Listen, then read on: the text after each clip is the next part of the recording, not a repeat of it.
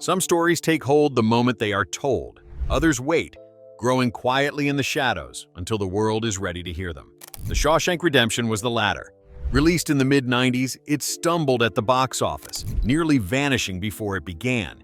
And yet, over time, it became something else entirely. Not just a film, but a lifeline. A tale of friendship, survival, and the stubborn power of hope. I mean, seriously, that script from beginning to end was... But the story behind Shawshank is just as gripping as the one on screen. The cast endured injuries, fears, and near-broken spirits. Scenes we cherish were battles off camera, and choices that now feel inevitable were nearly lost to doubt. For years, those secrets stayed locked inside the memories of the people who lived them. Now, decades later, the cast has opened the gates and revealed what really happened inside Shawshank. It was the best of times, it was the worst of times. It was an experience of highs and lows, honestly. Here are the hidden truths, the moments of fear, defiance, and grace. The secrets of the Shawshank Redemption that fans never knew. Tim Robbins and the Tunnel of Fear. Tim Robbins may have looked calm on screen, but the infamous crawl through Shawshank's sewer pipe nearly broke him. The smell was not movie magic. It was a cocktail of real chemicals and rotten food. Robbins later admitted he had to fight the urge to vomit before every take. Andy crawled to freedom through 500 yards of shit-smelling foulness I can't even imagine. It was a moment where acting blurred into survival, and Andy's escape felt as real as the panic in Robbins's lungs. The sequence was the climax of the film, the moment Andy Dufresne breaks free after decades of confinement. For Robbins, though, it was more than performance. The set designers had constructed a narrow pipe coated with a mixture that included chocolate syrup, sawdust, and ammonia to mimic raw sewage. It looked convincing, but it smelled unbearable. Crew members later joked that the stench clung to their clothes long after filming wrapped. Frank Darabont, the director, knew the scene was the film's heartbeat. He pushed Robbins to give every ounce of truth to Andy's desperate crawl. Robbins recalled Darabont's insistence that he not act his way through it, but instead endure it as Andy would. Darabont once said, "We did not want an escape scene that felt glamorous. We wanted the audience to smell the cost of freedom." The crawl itself took hours to shoot. Lights overheated the pipe, amplifying the odor.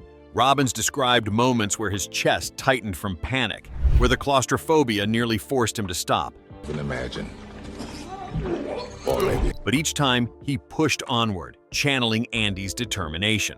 In interviews, Robbins admitted he feared the sequence could fail, that audiences might laugh at the absurdity instead of feeling its weight. Behind the camera, Morgan Freeman and other cast members watched playback. Freeman later said that Robbins's willingness to suffer inside that tunnel gave the film its authenticity. "You cannot fake the smell of fear," Freeman once remarked, and Tim carried it in every frame. For a story built on patience and endurance, that final sprint through filth became the perfect embodiment of hope born from suffering. When Andy bursts from the pipe into the storm, raising his arms to the sky, the release is earned because Robbins endured what Andy endured. Viewers felt liberation not as a scripted triumph, but as a physical truth, carved out of Robbins's real disgust and claustrophobia. Tim Robbins did not just play a man escaping prison. In that pipe, he lived the fear, the nausea, and the desperation of a soul clawing its way toward freedom. That is why the scene, more than any other, became the film's unforgettable baptism into hope. Morgan Freeman's endless narration. The voice of Red became Shawshank's heartbeat, but it was forged through exhaustion. Freeman recorded his narration so many times that his voice grew hoarse. One full day of takes had to be discarded due to technical flaws. 500 yards. What sounds effortless in the final cut was the product of relentless repetition, and Freeman confessed it left him more drained than any scene on camera. Narration was the film's spine. Without it, Shawshank would have been a stark prison drama. With it, the film became myth. Freeman's voice gave the audience a guide, a witness who framed Andy Dufresne's struggle not as spectacle but as memory. Yet getting that voice right proved agonizing. The first recording session stretched over hours, Freeman reading Darabont's carefully written words again and again. The pacing had to be exact, not rushed, not sentimental. Frank Darabont was relentless. He believed every line had to land like scripture. Freeman later said, "Frank made me read until my tongue went numb." He did not want a performance. He wanted truth. The process tested Freeman's patience. He admitted that at one point, he began resenting the script, repeating the same passages so often they lost meaning. Still, he returned each day, committed to finding the rhythm. What made it harder was that narration is not acting in the traditional sense. Freeman was not playing off other actors, reacting to their choices. He was locked in a booth, alone with words. The isolation wore on him. He compared it to confinement, ironically mirroring the very prison walls his character described. The turning point came when Darabont played back the rough cut with Freeman's voice woven through. Suddenly, the actor understood the necessity. His exhaustion, his gravelly tone, even the imperfections became part of Red's character. Freeman later reflected, "The audience had to trust Red, and trust comes from honesty, not polish." His narration anchored some of the film's most unforgettable moments. Andy's rooftop triumph with cold beers in hand, Brooks's tragic farewell, and the climactic escape into the storm. Each scene gained weight because Red's voice gave it perspective, turning images into testimony. By the end of recording, Freeman's throat was raw, but his words carried the soul of Shawshank. What drained him in the studio became the film's heartbeat outside it. Freeman did not just narrate a story. He lent his voice as conscience, turning Shawshank from a prison escape movie into a parable about endurance. And that is why his voice, more than any single performance, became the sound of hope itself. Clancy Brown's silent rebellion. Clancy Brown's Captain Hadley was terrifying. Yet off-screen, Brown quietly rejected Hollywood's suggestion that real prison guards train him in brutality. He feared glorifying violence. Son of a bitch. By refusing, he created a Hadley who was frightening but never cartoonish. A monster built not on technique, but on presence. Hadley embodied prison authority gone rotten, a man who wielded power without conscience. His role required anger, intimidation, and cruelty. Many actors might have studied real guards, searching for authenticity. Brown resisted. He believed too much realism risked turning the violence into spectacle, diluting the story's moral weight. Brown once said, "If I studied real brutality, I'd end up honoring it." That was the last thing this story needed. Instead, he imagined the psychological erosion that comes with unchecked power. He crafted a character who did not just strike because he could, but because he had stopped seeing humanity in others. That choice made Hadley chilling without ever celebrating his cruelty. The effect was unforgettable.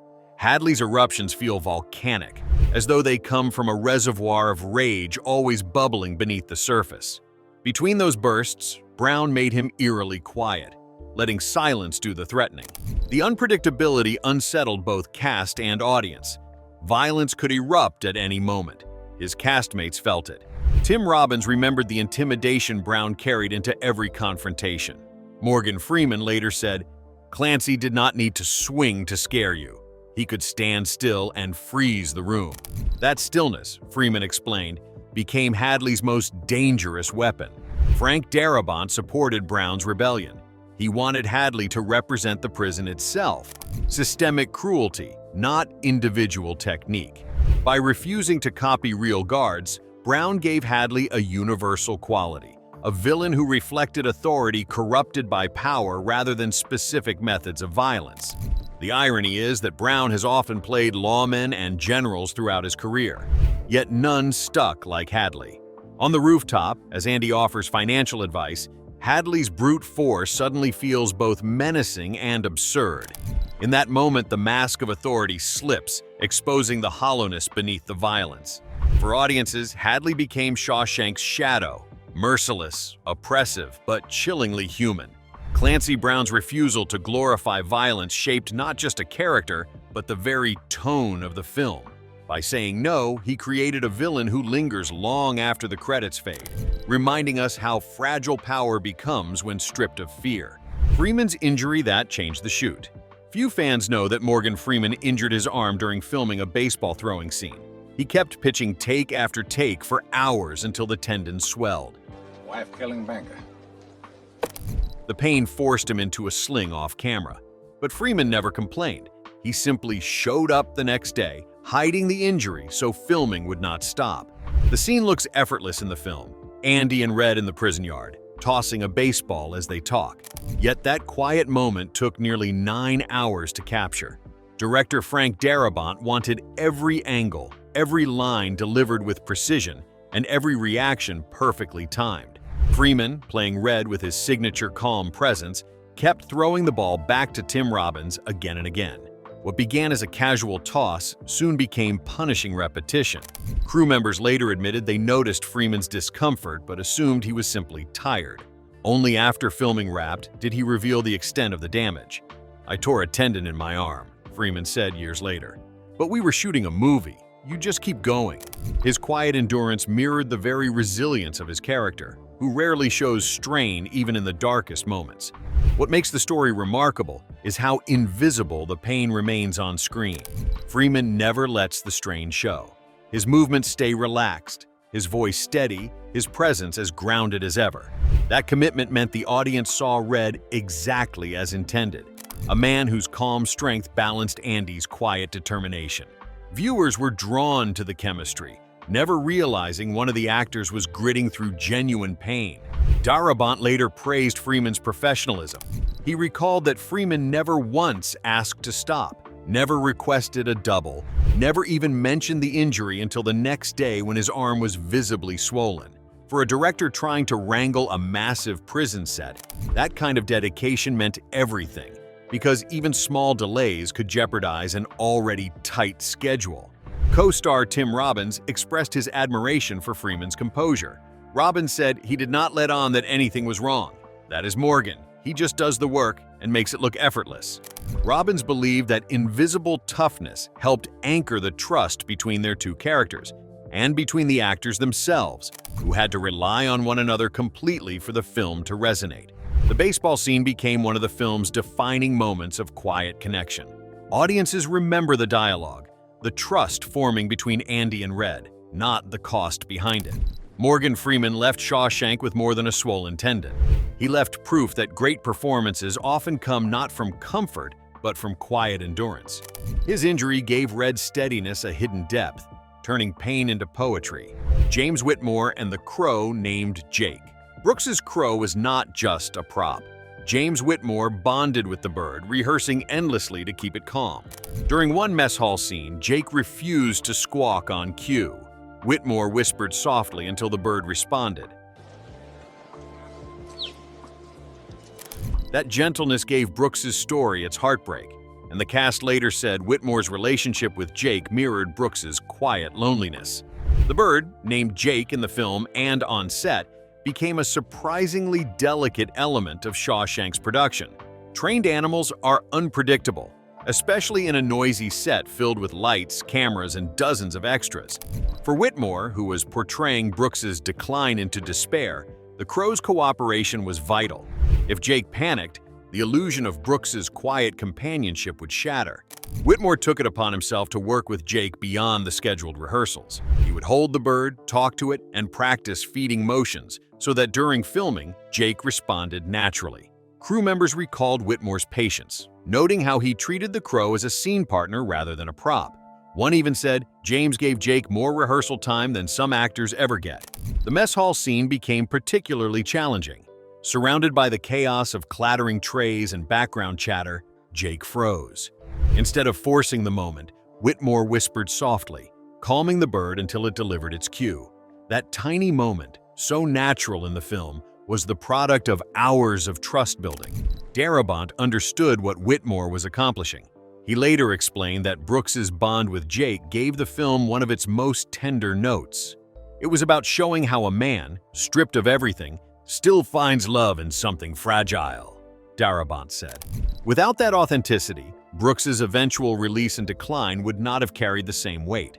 Whitmore himself later reflected that Jake represented more than companionship. The crow became a symbol of Brooks's inability to adapt. Just as Jake was out of place in a prison cafeteria, Brooks was out of place in the world beyond the walls. The bird, fragile yet loyal, embodied the very theme of institutionalization. The bond between actor and animal extended beyond filming. Whitmore often joked that Jake was the calmest co-star he ever had, and the cast later admitted that the crow's presence softened the grueling atmosphere of Shawshank's set. James Whitmore's patience with Jake gave Brooks's tragedy its soul. By treating a crow with tenderness, he made audiences feel the weight of loneliness more deeply than words ever could. The ending that almost never happened. The reunion on the beach looks inevitable now, but Darabont originally wrote Red staring into the horizon, uncertain if he would ever see Andy again. The studio pushed for closure. Tim Robbins and Morgan Freeman both sided with the studio, believing audiences needed hope, not ambiguity. Without their insistence, Shawshank might have ended in silence, not embrace. The original script closed with Red riding the bus toward the border, narrating his longing for hope, but leaving the outcome unresolved. Darabont, who cherished ambiguity, thought the open ending would make the film linger in the mind of viewers. But test audiences reacted with frustration, calling it too bleak after nearly 2.5 hours of emotional weight. The studio executives echoed those concerns, arguing that audiences deserved release after so much despair. Tim Robbins and Morgan Freeman felt the same. Both actors argued that Andy and Red's friendship was not just the backbone of the story, it was the source of its hope. Robbins explained, "You cannot build all that and then not let people see them together again." Freeman agreed, noting that Red's arc only completed when he stepped onto that beach. For him, the ending was never about sentimentality, but about truth. Men who had survived the impossible finally standing side by side. Darabont hesitated. He worried that showing the reunion might cheapen the mythic quality of Andy's escape, but the cast convinced him that ambiguity would rob audiences of the emotional closure they had earned. After weeks of debate, the final decision was made. Shawshank would end not with silence, but with embrace. The result is one of cinema's most enduring final scenes. On that beach in Zihuatanejo, Andy turns, Red approaches, and their friendship finds its release. No dialogue is spoken. The sound of the ocean, the warmth of the sun, and the relief in their faces become the film's true epilogue. The irony is that this last-minute compromise became the film's most iconic moment. Freeman later admitted, "That beach scene is the reason people walk out smiling instead of broken." It transformed Shawshank from tragedy into parable, turning a story of confinement into one of liberation. Critics, too, began to highlight that closing image as the reason the film resonated across generations. Had Darabont held firm, Shawshank might have ended as a haunting meditation on uncertainty. Instead, the cast and studio shaped it into something broader, a universal tale of hope fulfilled. The beach did not just close the film, it ensured that Shawshank's final image would live forever in the hearts of its audience, a vision of redemption too powerful to fade. The struggle to keep the prison alive. Filming inside the Ohio State Reformatory was brutal. The building was condemned, full of asbestos with no real ventilation. Cast and crew baked in the heat during long shooting days. Freeman once said it felt less like a set and more like serving a sentence. That misery seeped into the film's texture, making Shawshank feel authentic because it was. The Ohio State Reformatory in Mansfield, Ohio was chosen for its looming Gothic architecture and haunted history. But when the crew arrived, they found a facility in near ruin. The air was thick with dust, ceilings crumbled, rust stained the walls. Every day meant battling suffocating heat in summer and bone-deep cold in the mornings. Safety regulations were stretched thin, with asbestos lurking in the walls and ceilings. Frank Darabont insisted on using the location anyway. He argued that no set could replicate the atmosphere of the prison. And he was right. The oppressive environment became another character in the film. Still, the decision came at a cost. Makeup artists fought to keep sweat from dripping into the actors' eyes. Sound crews struggled to capture dialogue over the echo of cavernous hallways. The actors remembered the toll vividly. Freeman later said, "You could not fake that environment. We felt trapped, and that bled into the work." Tim Robbins recalled the heavy air, the way it seemed to cling to every costume, forcing him to carry Andy's quiet defiance against a backdrop that truly weighed him down. Even small moments were exhausting. Extras sitting in the mess hall endured hours of heat with no ventilation.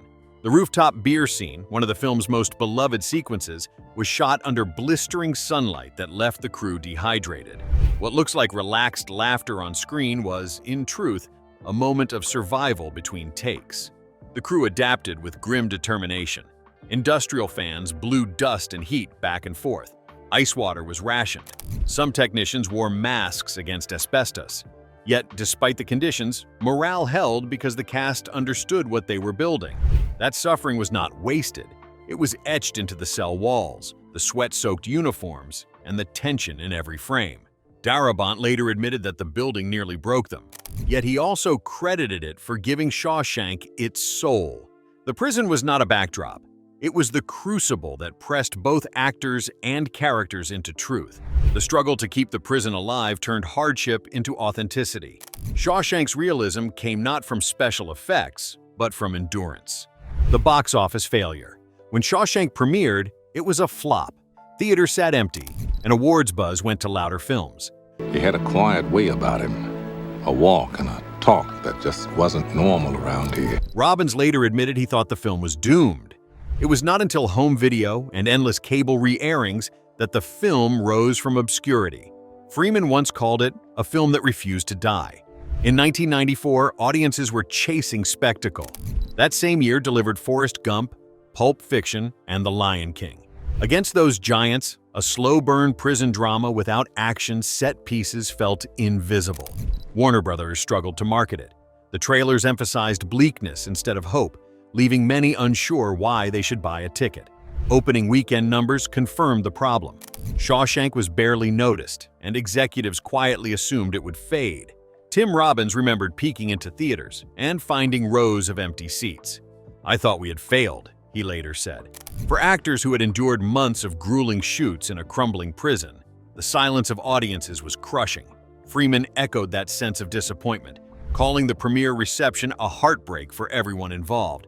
Yet, the film was not forgotten. Word of mouth began to spread, slow and steady. The Academy took notice, granting Shawshank 7 nominations, though it did not win a single one. Even so, the nominations kept the name alive, encouraging more curious viewers to seek it out. The real resurrection came through VHS and cable. Rental stores stocked Shawshank heavily after its Oscar recognition, and suddenly people who had skipped it in theaters were watching it at home. On TNT and other networks, it aired repeatedly. Each broadcast found new fans. The repetition, instead of exhausting viewers, made Shawshank feel like a trusted companion. Families would leave it playing in the background, comforted by its rhythm of despair giving way to grace. Morgan Freeman captured it best when he said, "Shawshank is a film that refused to die.